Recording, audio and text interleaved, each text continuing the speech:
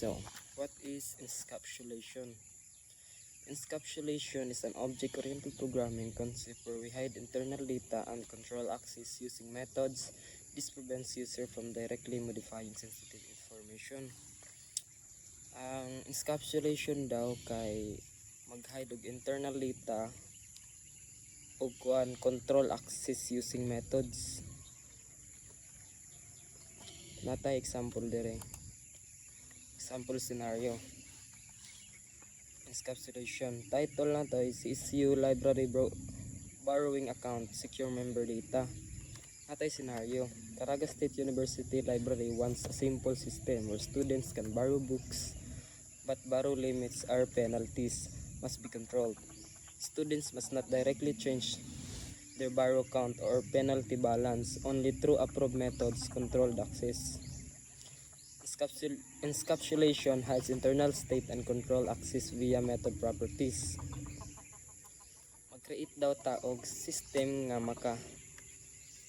makaborrow ang mga students og books pero naay limit ug penalties. Sige, atong testingan anhita sa Python.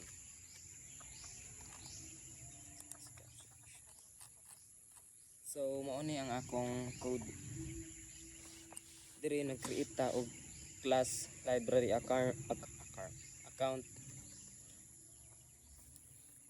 Diri naghimo tag constructor init constructor nga natay parameter nga name ug student ID. Naghimo ta dig student name is equal to name, student ID is equal to student ID. Borrowed is equal to 0 kay wala pa man set sa 0. Then penalty 0 pa, default sa ta 0. Ting kaning add property gamito ni siya para ma-access ang kana nga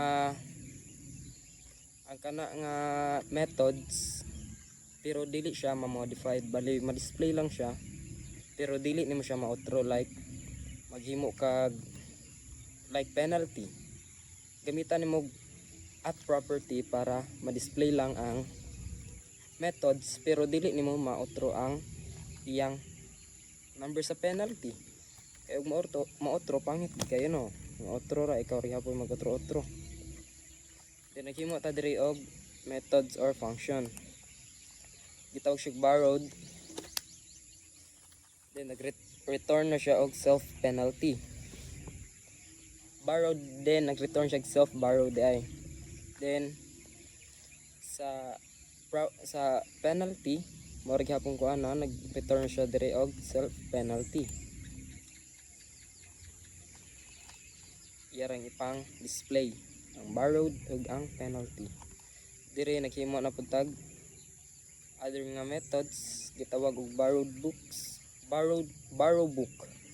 Then naatay if statement dire nga if self that borrowed is greater than or equal to 3 muli iyang i-print limit reach. Baling if ang nahugman na daw nila nga books kay mo sobra na og 3 or mo equal sa 3 ma-print na ang limit reach kay bali nag-set ra ta og limitation nga 3. Else self that borrowed kay madugangan siya og 1.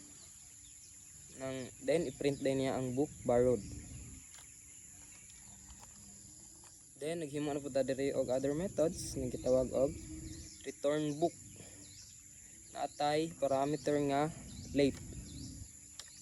Then if self that borrowed is greater than 0, then self that borrowed is minus 1. Ano ni siya? If mag-return ta, if iyang iyang book nga iyang na borrowed is 3, nag-return ta, then ma-minusan siya og 1. Ano siya kasayon?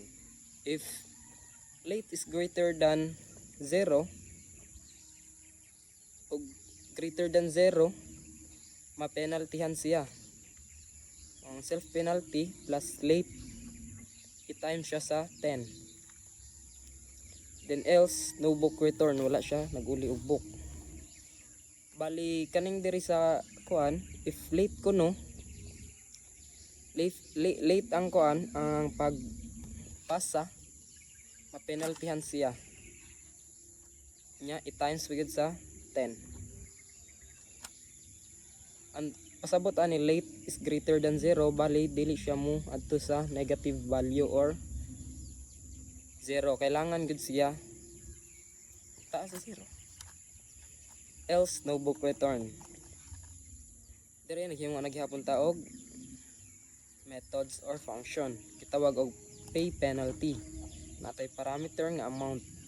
If ang amount daw is greater than 0, dire self that penalty is equal to max. Pasabot anong max, bali bisan pag imo siyang ikuan negative 20, ang max yun niya is 0, dili gyud siya mo under sa negative. Di tawag ra tong self penalty minus na nato sa amount o pila iyang penalty. Then dire sa ubos na napod tayo show status nga methods or function, dire igora nato siya gi pang show. Ang name gitawag ra nat name print ra nato si self that student name. Then borrowed ato rang gi-print iyang borrowed. Then penalty ato rang gi-print iyang penalty. Dire atong main method dire. Kung siya nagkuanta dire og variable name nga name, then nagpa-input ta og name. Kani man. Student ID nagpa-input ta og ID. Dire sa ACC account, library account atong gi adto sa babaw nga library account sa atong class. Then gitawag nato si name ug si student ID. Siya. Para makuha nato ilang mga information or kanang na information or mga function. Dili makuha nato ilang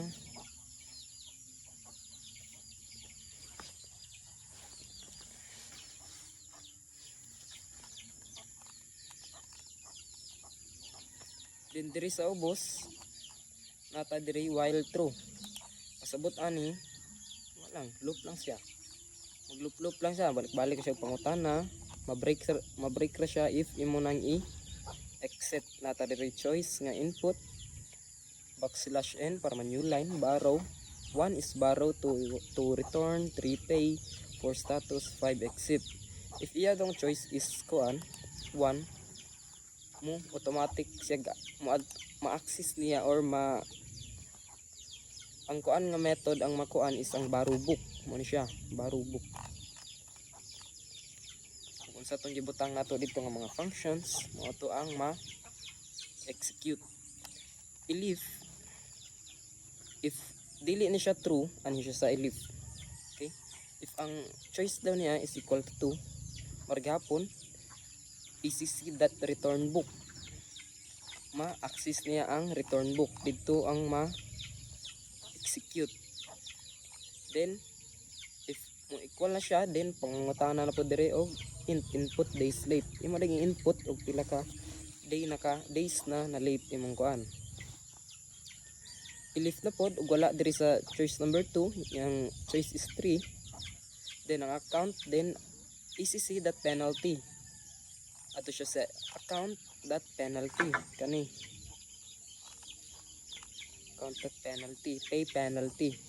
Then int pasabot ana integers, dapat dili ka pwede mo input og string.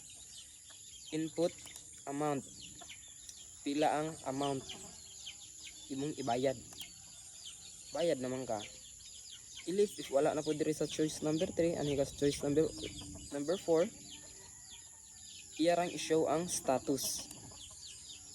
Then i-leave na pod if ang choice nato is equal to 5, then mo break na siya, bali maundang na ang loop. Magbalik-balik rin siya if choice nimo is 1, ana barubok matana na pod, naka while true naman. Isa man kuan kung pangutana na po ka sa imong choice, borrow, return, pay, mana kag pay, enter nimo imong amount nga i-pay, then balik ta pangutana until if i-break na nimo maputol ang loop. So kay na humana man atong code atong tanawon if napalo ba nato ang instruction sir. Kabutang dire use private attributes. Tuod wa na ko na mention kaning double underscore mo ni siya ang gitawag og private attributes. Kaning underscore borrowed underscore penalty matawag na siya og private properties. Dili nimo siya access lang if dili ka mo gamit aning dili mo siya ma-access through tawagon mo siya largo di mo siya ma-access kaya naka-private man siya. Ma-access man siya if mag-create kag method then dito nimo siya kuanon or maghimo kaning at property pero limited lang imong ma-access, only maka-display lang ka but dili mo siya ma-modified mo siyang private property dire ay kani ma-access na ako siya self.borrowed money way kani ako siyang gitawag dire pod sa penalty gitawag po na ako siya return self penalty. Pero tungod aning property ang only ang ma-display lang niya is ang iya lang value, dili siya maka-modified. Then at ato ning iran pangayo ang tag name atong butang Kim ID na ko 2023-0004. Unsa akong i-borrow ay mag-borrow ko, mag-return, mag-pay, mag-borrow sa ako borrow na natay isa ka borrow no ato siyang tanawong status ato Kim borrowed 1 penalty 0 ato ta borrow na po ta 1 nag-i-order na po 1 diba 3 na atong i-borrow itong ikuan status 3 na. What if mag-borrow na po ko 1 then atong status is 3 lang gihapon kay nakaset man atong kuan di siya mo saka sa 3.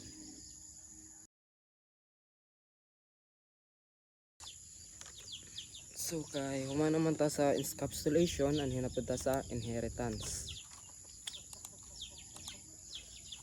What is inheritance? Inheritance is an object-oriented programming concept where a class child reuse properties and methods from another class parent. This avoids code duplication and allows the child class to have additional unique features. Sige, ano yun siya? Maghimo na po taog scenario. So natay scenario na po diri nga ang title is Campus ID System, Student, Faculty, and Staff. Scenario na to is you wants one base profile system, name ID, but each role has extra behaviors. Student enrolls, faculty teach, staff process documents, inheritance enables code reuse and logical hierarchy. Child classes acquired parent properties or behaviors. Butang diri create parents and child classes, use super close ug open parenthesis, constructor nga init, constructor chaining, apply IS a relationship correctly. So naatay code dire, ini atong code. Atay class nga person, bali mo ni atong mahimong parent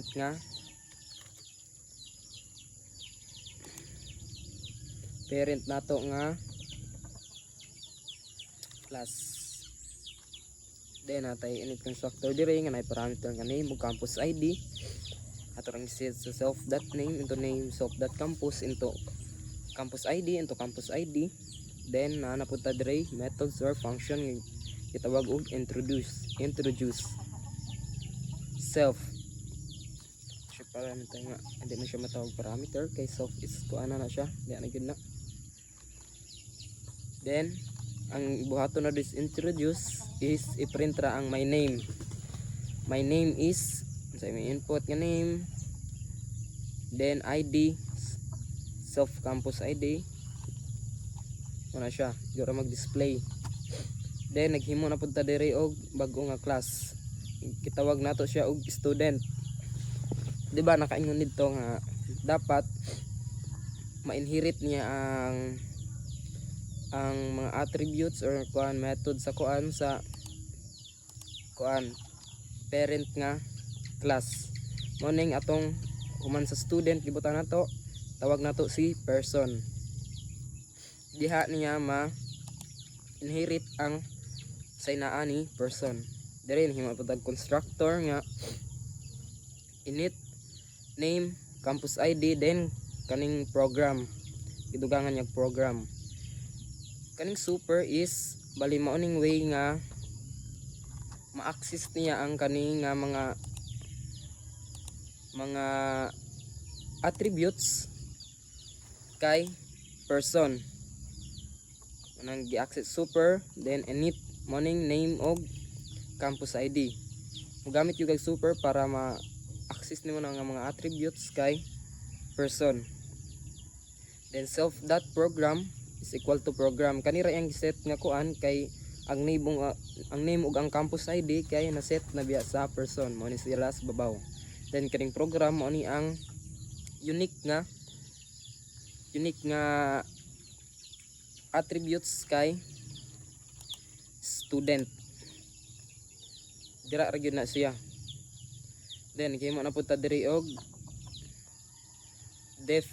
nag-define po ta diri og naghimo tag methods or function nga enroll nga naa na poy parameter nga subject. Then ang gibuhat ra diri is giprint ra ang self.name enrolled in unsa nga subject, tawag ra sa subject. Kani siya nga methods is kuan unique ra siya kay student. Then dire na pud ta sa naghimo na pud ta diri og bag-ong class. Gitawag siya og faculty. Gitawag gyapon nato si person para ma-inherit nato ang unsay na ang attributes kay person. Attributes or methods. Then mo ni siya nagkuan pud ta diri og constructor, then self campus ID, then gudugangan niya og department. Simra sa student, gibot nga natog super para ma-access nato ang attributes ni person nga name ug campus ID. Then giset ra nato si department into department kay bag-o man siya, wa man siya na set. Gikuan na nato og department. Gibot niya nato value nga department or equal to. Nag-define na po ta diri og function or methods. Ito is like teach, then siya isulod nga subject. Parameter nga subject. Then maura to iyarang giprint ang name, self.name. Then is teaching unsa nga subject. Maura to. Then naghimo na pud ta diri og class nga staff. Maura gyapon iyara gyapon tawag si person para ma-inherit nato og unsay na ani person nga attributes or methods. Then nagkuan na pud ta diri constructor. Then nagyapon name, campus din ang nadugang is office. Gamit gyapon tag super para ma-access nato ang name ug campus ID, then soft.office atong gikuan nag soft.office is equal to office kay bagong siya. Then war gyapon nagkuan na pud ta diri og function nga process request self, then naghimo siya request type yung parameter kay request type, then at more gyapon gitawag ra to si self.name process request type. Ang kuan mo gid ani kanang ang murag kay niya kuan kay pasabot gyud sa inheritance bali ug unsay naa ni person ma-inherit ni person ug unsay naa ni parent ma-inherit ni child. Kani sila mo ni mga child na subos ng mga anak. Okay mo. Then nag-set ta diri og people. Static na ni nga kuan. Then ang student is ako, Kim. Then akong student ID, campus ID is 2023-004. Campus ID day. Then akong program is BSIT. Sa faculty is si sir. Then iyang ID is Sona. Then di ba ang nakabutang diri sa class nga faculty is name, campus ID ug department, then yung department is CIT. Then staff nato diri sa class nga staff, ang nakakuha niya is name, campus ID and office. Then yung name is Maria, campus ID is maning kuan, then registrar. Then narata diri sa for loop for P and people. Then atong i-introduce mo siya, balik-balik ka siya introduce, matawag makuha ra niyang introduce permi kay naka-inherit man siya sa person, ma-introduce niya na permi. If kaning insistence is i-check niya if ang kuan is unsa nga type. Student is enroll in OPP o OP. I-live in system faculty. Teach niya is database. Assistance niya i-live na pod ang sa staff. Yang process request transcript. So ang pasabot ra ani is kaning word nga insistence, return whether an object is an insistent of a class or a subclass. Siya. Kuma naman ta sa encapsulation ug inheritance and hita sa polymorphism.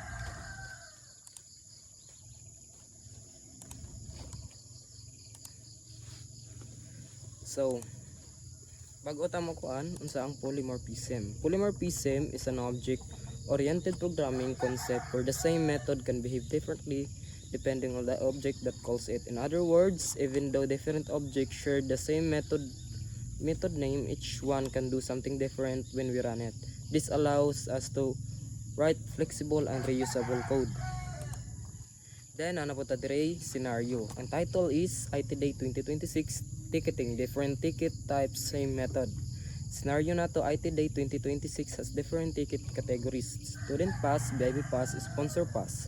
Each ticket computes price differently, but the system should call the same method name, like get price, regardless of ticket type. Polymorphism allows the same method name to behave differently depending on the object or context. Ano ito sa atong code? Nata diri class nga ticket, mao ni atong parent. Then natay constructor diri nga init, natay parameter nga hold name, maturing si giset si hold name is equal to hold name. Then naghimo ra ta diri og function or methods, atong gibutang get price, then return niya is 100. Diri na mugana ang polymorphism. Naghimo na po diri class nga student ticket nga na siya na ani yang parent. Gitawag ato yung parent kasi ticket. Then diff get price self is equal to return 50. Mora pari-pariho ra. Ang mahimo ani is instead nga ang ma-execute is kaning sa parent, ang ma-execute is kaning nasa child. Kay bali murag mo behave siya iyang kaugalingon, dili na ni ma-execute ning 100, instead ang sa yan na noong child ang ma-execute nga 50.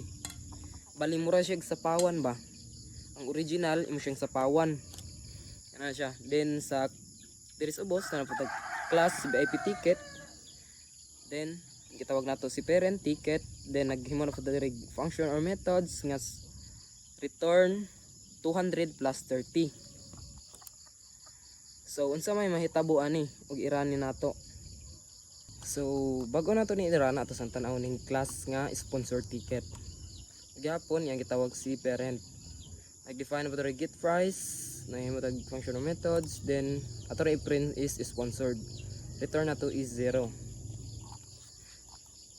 Then natay print receipt, ticket object, igo ra niya i-print ang holder, ticket object dot holder name, type ticket object class name. Pasabot aning ticket object class name, yarang i-print ang unsya siya nga class. sponsor ticket ba siya, VIP ticket ba siya, or student ticket. Then price, ticket object dot get price, kuha niya ang price. Then mo ni atong tickets. Carlos ang sa student, VIP si Bia, and sa sponsor ticket is Tikcorp. For TN tickets, print receipt. Balik ra siya print fa kuan every tickets gi ato ni Iran. So mao ni ang nigawas pagrana to. Ang holder is si Carlos, yang type si Carlos is student ticket. Then ang price nganong dili man 100 ang sakuan. Motong purpose sa polymorphism. Bali mo siya sa pawan ba marag nay kaugalingong execution ang iyang mga child. Instead nga 100 iyang i-print, 50 iyang na-print. Then sa ubos nanapunta si Bia. Si Bia is VIP ticket, di ba? VIP ticket price is 230. Wala na print ang 100, instead na print ang every child na noon niya. Bali magbehave siya iyang kaugalingon ba. Then same ra sa kay holder nga Tikcorp, sponsor ticket, ang print is sponsored. Price is 0. Mora nang bali kuan ani nga code. Bali mao ang logic ni polymorphism. Bali magbehave ug giingon diri sa kuan is behave differently depending on the object that calls it. In other words, even though different objects share the same method name, each one can do something different.